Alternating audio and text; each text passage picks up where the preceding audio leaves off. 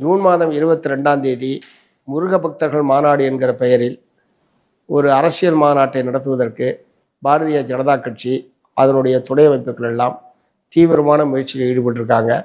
உள்ளூர் தலைவர்கள் முதல் அகில இந்திய தலைவர் வரை அந்த மாநாட்டுக்கான பல லட்சக்கணக்கான மக்களை, சமய நம்பிக்கை உள்ள மக்களை திரட்டுவதற்கான முயற்சியில் அவர்கள் ஈடுபட்டிருக்கிறார்கள். பணம் அவங்களுக்கு ஒரு பிரச்சனையே கிடையாது. மத்திய அரசாங்க அதிகாரம் வேறு இருக்குது. அதனால் அபரிமிதமான பணத்தை பயன்படுத்தி ஏராளமான வாகனங்கள் மூலமாக பல லட்சம் பேரை அவர்கள் மதுரையில் திரட்டுவதற்கான தீவிரமான நடவடிக்கையில் அவர்கள் ஈடுபட்டிருக்கிறாங்க. வட இந்திய மாநிலங்களில் ராமரை முன்னிறுத்தி ஒரு தொடர்ச்சியான அரசியல் பிரச்சாரத்தை மேற்கொண்டு எப்படி ஆட்சி அதிகாரத்தை கைப்பற்றினார்களோ அதை போல தமிழ்நாட்டில் முருகனை முன்னிறுத்தி ஆட்சி அதிகாரத்தை கைப்பற்றுவது என்கிற நோக்கத்தோடு தான் இந்த மாநாட்டு பணிகளில் அவர்கள் ஈடுபட்டிருக்கிறார்களே தவிர முருக கடவுள் மீது அவர்களுக்கு கடுகளவும் பக்தி இல்லை என்பதை என்னால் உறுதியாக சொல்ல முடியும். ஆனால் தமிழ்நாட்டு மக்கள் எப்போதுமே அவர்களுடைய இத்தகைய தீய நோக்கத்திற்கு ஆதரவாக இருந்ததில்லை என்பதற்கு பல உதாரணங்கள் இருக்குது.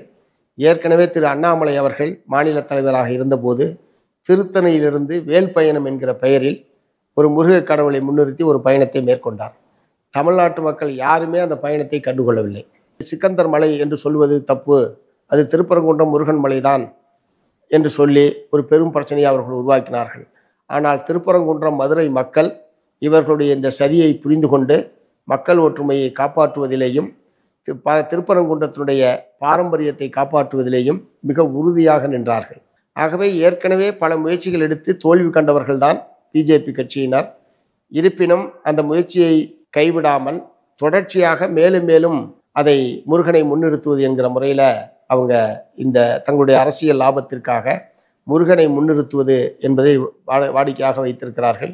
இப்போது உயர்நீதிமன்றம் இந்த மாநாட்டை நடத்துவதற்கு அவர்களுக்கு அனுமதி கொடுத்திருக்கிறது. இந்த பல நிபந்தனைகளை உயர்நீதிமன்றம் விதித்திருந்தாலும் கூட அதை எந்த அளவுக்கு அவர்கள் மதித்து நடந்து கொள்வார்கள் என்பது மிகப்பெரிய சந்தேகத்துக்குரியது. ஏன் அப்படி சொல்கிறேன் என்று சொன்னால், ஏற்கனவே 1992ஆம் ஆண்டு பாபர் மசூதி சம்பந்தமான வழக்கு உச்சநீதிமன்றத்தில் வந்தபோது பாபர் மசூதியை நாங்கள் இடிக்க மாட்டோம் என்கிற உறுதிமொழியை உச்சநீதிமன்றத்தில் கொடுத்துவிட்டுத்தான் அவர்கள் அங்கு அனுமதிக்கப்பட்டார்கள். ஆனால் கண்ணிமைக்கிற நேரத்தில் அந்த பாபர் மசூதியை இடித்து தரமட்டமாக்கி இன்றைக்கு அந்த இடத்தில் ராமர் கோயிலை கட்டுவது என்கிற அவர்களுடைய நோக்கத்தில் அவர்கள் வெற்றி பெற்றிருக்கிறார்கள். ஆகவே உச்சநீதிமன்றம் சொன்னாலும் உயர்நீதிமன்றம் சொன்னாலும் அதற்கெல்லாம் கட்டுப்படக்கூடிய கூட்டம் அல்ல அந்த ஆர்எஸ்எஸ் பிஜேபி கூட்டம் என்பதற்கு ஏற்கனவே இத்தகைய உதாரணங்கள் என்பது இருக்கிறது. ஆகவே இப்போது மதுரை உயர்நீதிமன்றத்தினுடைய நிபந்தனைகளுக்கு உட்பட்டு அவர்கள் நடந்து கொள்வார்கள் என்பதற்கு எந்த விதமான உத்தரவாதமும் இல்லை. ஆகவே நீதிமன்றம் அனுமதித்துவிட்ட நிலையில் அந்த மாநாடு நடப்பது உறுதியாகிவிட்டது.